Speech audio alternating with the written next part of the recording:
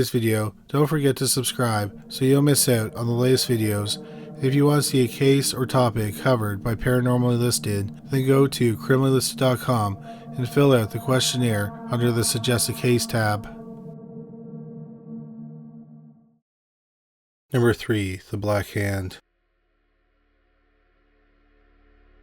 In the early 20th centuries, as empires strained under the weight of nationalism, a clandestine organization operated from the shadows with the ambition of reshaping the Balkans through violence and revolution.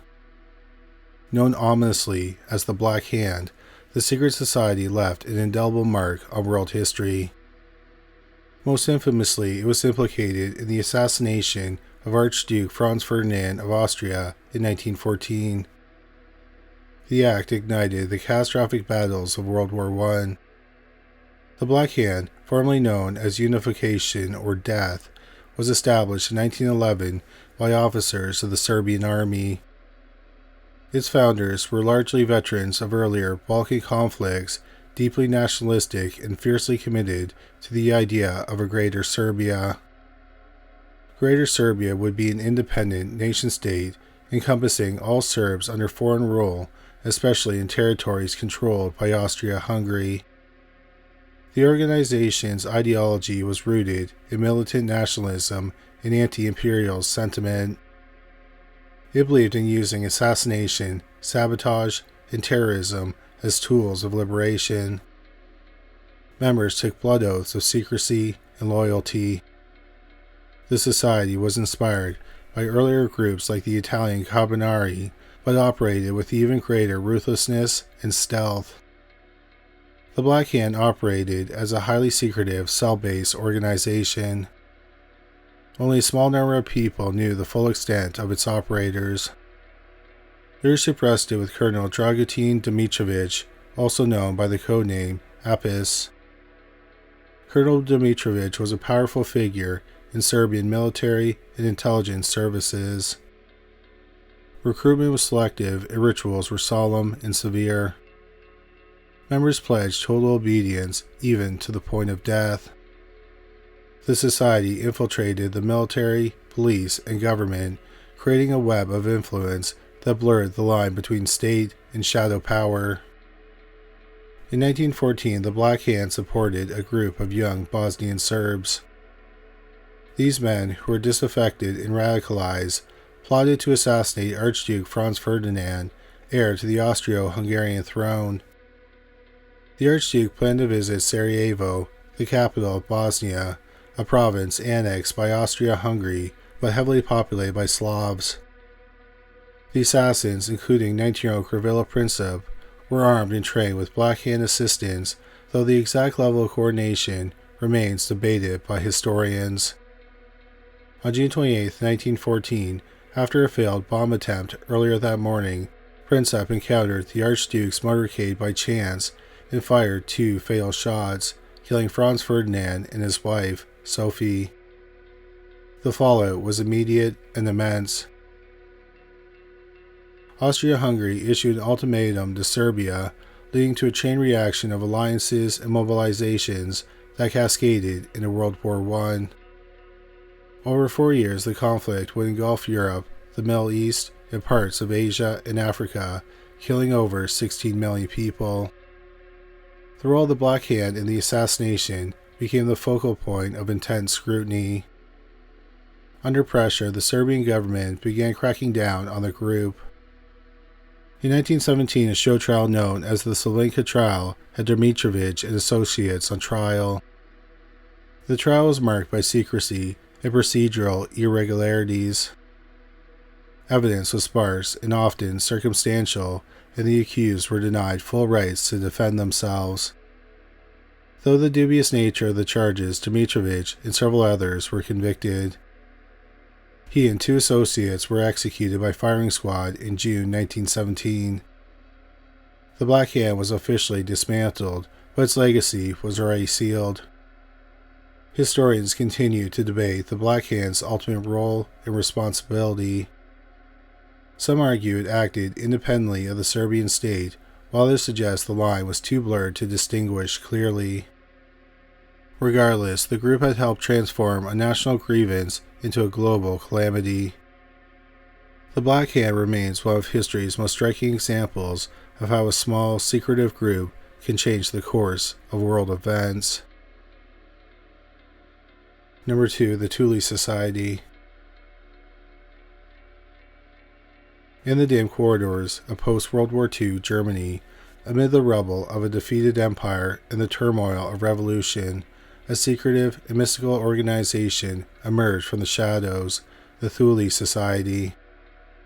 While short-lived in its formal existence, the Society's influence and connections would echo ominously throughout history, touching the origins of the Nazi Party and feeding some of the 20th century's darkest ideologies. The Thule Society was founded in 1918 in Munich by Rudolf Sabodendorf, an eccentric aristocrat and occultist.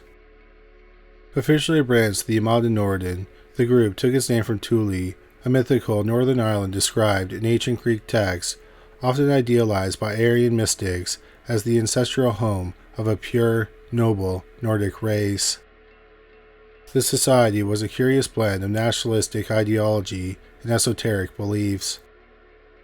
Members believed in the superiority of the Aryan race, intertwined with fascination for ancient ruins, Atlantis, spiritualism, and anti-Semitic folklore. Occult practices, including seances and rituals, were reportedly part of their activities.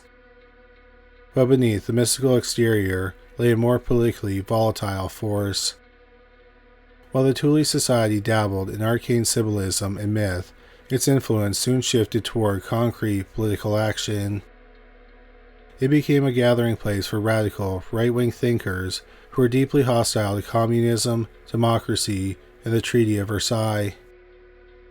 The Society provided financial support to nationalist newspapers and paramilitary groups like the Freikorps, who fought against communist uprisings. In 1919, the Thule Society played a pivotal role in establishing the German Workers' Party, which would later evolve into the National Socialist German Workers' Party, better known as the Nazi Party. Anton Drexler, a key Thule member, was one of the party's early leaders and personally invited young Adolf Hitler to join. While Hitler himself was never a formal member of the Thule Society, many of his early ideological allies and supporters were. Dietrich Eckart, one of Hitler's mentors and founding members of the Nazi Party, was closely tied to Thule. He saw Hitler as a messianic figure who would fulfill a mystical destiny. Eckart's influence on Hitler's rhetoric and worldview was profound. The Thule Society also cultivated an atmosphere where nationalistic, anti-Semitic, and occult ideas could flourish, a crucible in which Nazi ideology was forged.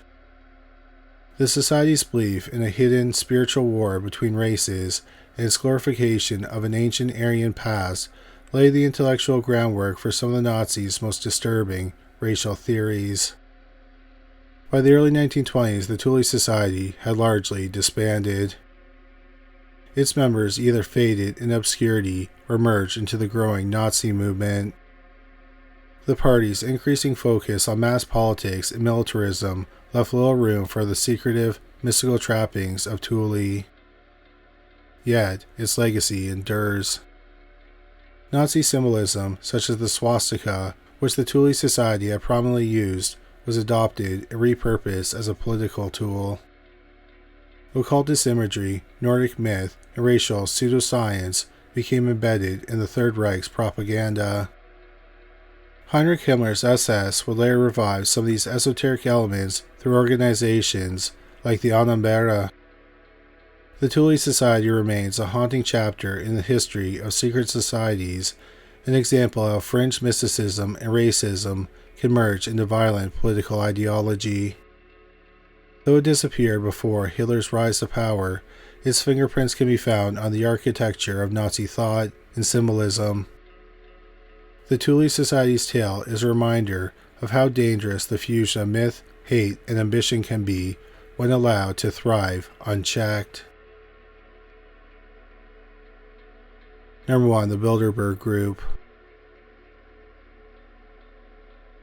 In a secluded hotel nestled in the Dutch countryside, a gathering of global elites took place in May 1954. The Hotel de Bilderberg in Oosterbeek played host to the first meeting of what would become known as the Bilderberg Group, a name that would stir whispers of conspiracy, geopolitical manipulation, and elite secrecy for decades to come. The initial meeting was organized in part by Prince Bernhard of the Netherlands, Polish political advisor Joseph Rentinger, and former Belgian Prime Minister Paul van Zeeland. Their goal was simple: to foster dialogue and understanding between Europe and North America during a time when the scars of World War II were still bleeding into global consciousness and the Cold War cast long shadows across continents. The first conference brought together influential figures from politics, business, academia, and media. The intention was to encourage informal, frank discussions about major issues affecting the Western world, away from public scrutiny and media oversight. The Chatham House rule governed the meetings, allowing participants to use the information received but not to reveal the identities of the speakers. Unlike most international forums, the Bilderberg Groups had no official press conferences, released no minutes, and had no resolutions. The guest list is highly exclusive, typically limited to around 120 to 150 participants, including royalty, prime ministers, CEOs, and prominent intellectuals. Attendance is by invitation only. The aura of secrecy has fed the imaginations of critics and conspiracy theorists. The lack of transparency leads many to wonder, what exactly do the world's power brokers discuss behind closed doors? With no minutes published and a media blackout, critics argue that decisions of global consequence can be made without accountability. The Chatham House rule, used to protect the identities of the speakers, only fuels suspicion that secret deals or policy alignments occur behind closed doors. Public speculation about the Bilderberg Group surged in the 1970s and continued to grow with the Internet age. Critics allege that the group functions as a de facto world government, shaping policy on a global scale without democratic accountability. They also accuse the group of being more than just a discussion forum. They claim it functions as a secretive power broker, an unelected global council manipulating events from behind the scenes. Some go as far to claim that the Bilderberg members orchestrate economic collapses, elect world leaders, and manipulate global events for their own ends. High-profile attendees over the years have included Bill Clinton, Angela Merkel, Henry Kissinger, and even members of European royalty. The guest list frequently includes heads of state, billionaires, corporate leaders, and intelligence officers. Critics argue that such gatherings blur the lines between democratic governance and private interests, encouraging an old boys club atmosphere where global strategy is influenced by unelected elites. The presence of corporate moguls alongside political leaders has led to allegations of collusion and undue influence over national policies.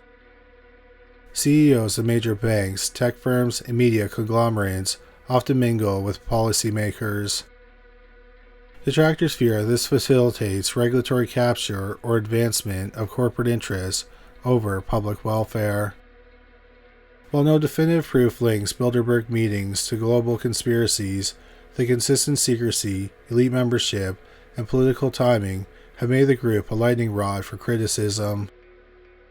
In response, defenders of the group argue that the meetings provide a rare space for open dialogue among people who might otherwise be constrained by political posturing and national interests. They point to the lack of formal decision-making structures as evidence that the group holds no direct power. In recent years, the Bilderberg Group has made minimal efforts to appeal more transparent.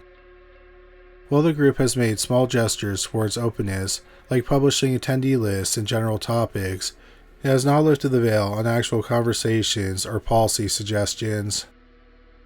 For this reason, critics argue that Bilderberg remains a hub of unaccountable influence, particularly if it engages with technologies and decisions that will shape humanity's future.